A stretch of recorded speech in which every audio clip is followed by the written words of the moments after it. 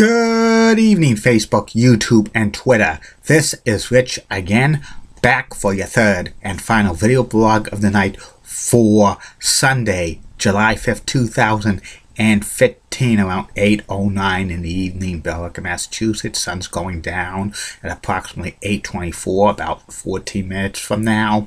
And tomorrow will be the latest sunset of them all, and then we start losing sunlight by a day, by a minute or so, slowly but surely. By August, we'll really notice it. Some news to report: the Boston Red Sox beat the Houston Astros by a score of 5-4 to take the 11th match of the three-game series. Sox are 6 games out of first place in the AL East. There's still hope, but we'll wait and see. And Brandon Bass just signed a contract with the LA Lakers. That's about it on the news. My third and final video blog subject to the night's personality profile. Continuation of personality celebrities who were associated with the Match Game, the classic TV game show. And the next one I have is Ross Shafer. Ross Shafer was an actor, comedian, and he was a game show host. He was known for hosting Match Game for about a year when it was on the ABC television network from 1990 through 1991.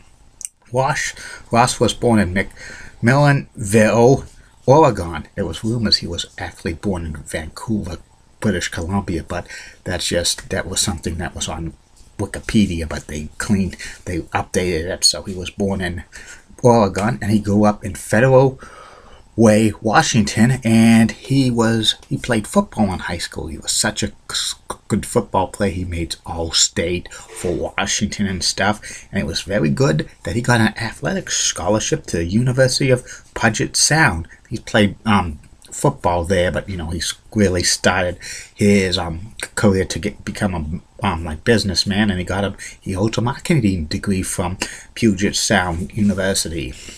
And then he went into business for himself after getting out of college. He once owned a pet store, and on the side, he was doing some comedy work. He was being a stand-up comedian.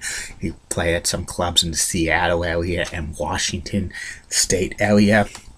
And then he entered a contest for Showtime, Laugh Off, which was a comedy special on the Showtime back in the 80s and stuff, and he was voted 1983 Showtime Comedy Laugh Off winner, and that got him a contract to do comedy shows. In fact, he got a contract to host a show on local television, Seattle area, King TV 5. He hosted Almost Live for about 4.5 years. It was a comedy show and stuff like that, and he got really big in the Washington area, Seattle area. He won 40 Emmys for that show, local Emmys. That was pretty amazing.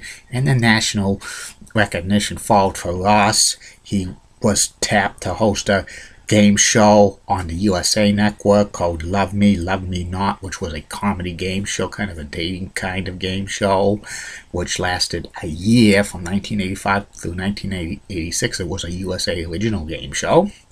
And then Ross hosted the Fox Late Show after Joan Rivers left in 1987. He hosted it for a few months, and one of his guests, he had couple of guests. He had classic game show hosts on there one time, including Gene Rabin, Dennis James, Bert Convy, Jim Lane, Bobby Eubanks, Monty Hall, and a couple of others. It was really good.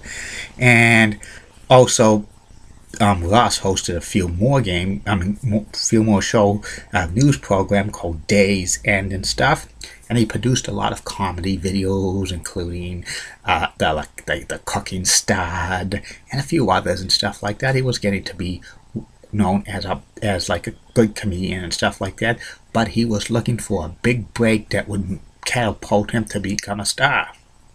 In the spring of 1990, after Bert Convy had to drop out as host of the Match Game due to an illness that took his life, ABC tapped Ross Shafer to be the host of Match Game, the revived version on ABC, which lasted from July 16th, 1990 through May 10th, 1991, with reruns lasting throughout this late spring and early summer of 1991, and Ross was pretty good hosting a match game like this version. It wasn't as raunchier and racier than the original 70s one, but he did a pretty good job. There was some like modifications to the match game during 1990, like and stuff like that. But Ross did a pretty good job. The only regular he really worked with, who was part of the original match game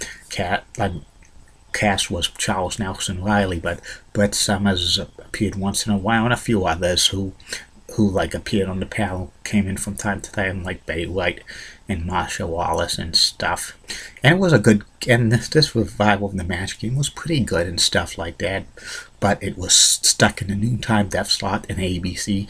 Many ABC stations showed local news, but it was seen in Boston on WHLO TV 27. I watched this match game many times on when it was originally on WHLL, and then on the Game Show Network when they showed reruns of it in the early 2000s. I thought Ross did a pretty good job for it. He announced on the last match game for ABC that the match game would come back in the fall on another network that would be rumored to be CBS, but CBS passed on it, so he never got a chance to host another game show again. He still did some comedy work for a few years. Then in 1994, Ross entered the world of business, becoming a motivational speaker and stuff like that, and he speaks to a lot of businesses and stuff, and he's written a lot of books about business, and he's written over 100 books. Sometimes he's interjected some of his comedy skills and humor into these business books, which is pretty good and stuff like that. So he's done a lot for himself. I think maybe he used his comedy career in the world of entertainment to boost his level to go in the world of business, which is pretty good like that. There's nothing wrong with that. This is kind of a success story after getting out of Hollywood and stuff, after getting out of entertainment and stuff. Some people who get out of entertainment probably end up homeless and stuff like that, but he's made a successful transition to it, and you've got to be proud of Ross Shafer and stuff like that. He's made a good living out of it. So you've heard his success stories, and he's one of success stories going into motivational speaking and stuff like that. That's about it on him, and that's about it on these video blogs for the night. Tomorrow, 3 more video blogs. First video blog will be about the review of the Great American Bash 1990 WCW from Baltimore, Maryland. It was called New Revolution. Happened on June 7th, 1990. The main event was for the WCW World Title. Nature Boy Ric Flair defending his title against Sting, plus other matches I won't get through with this.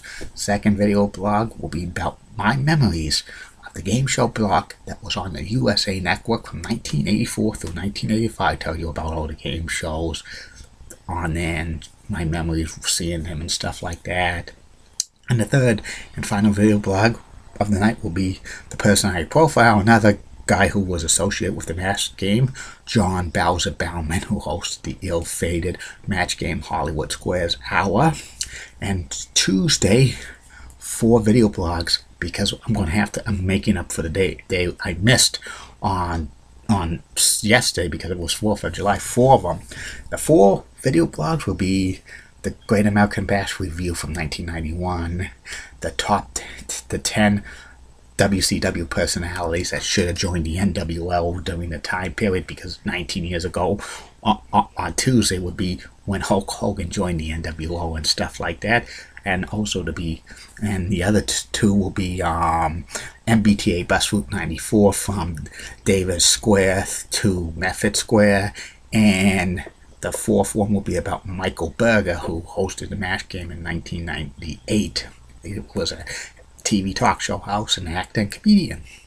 And more and more great video blogs coming your way, coming days, weeks, months, and years. And don't forget, in August, some great personality profiles, including you egg-sucking dog, you Dusty Rhodes. I'm talking about Terry Funk. Plus, I'm going to have a personality profile of the WWE Hall of Famer George Yanossi. Oh my. And also Patricia Rajon, assistant captain of the Boston Bruins, Jason Veritek, and so many others. Have a good night, Facebook, YouTube, and Twitter, and keep calm. And I'm a Julie Brennan guy, and Molly Rosenblunt rocks from Fox 35, Orlando, Florida. Also Amy Swenzy from Wish 2, and Elizabeth Hart from Local 6. All the great looking TV meteorologists come from Orlando, Florida. Have a good night. Bye now.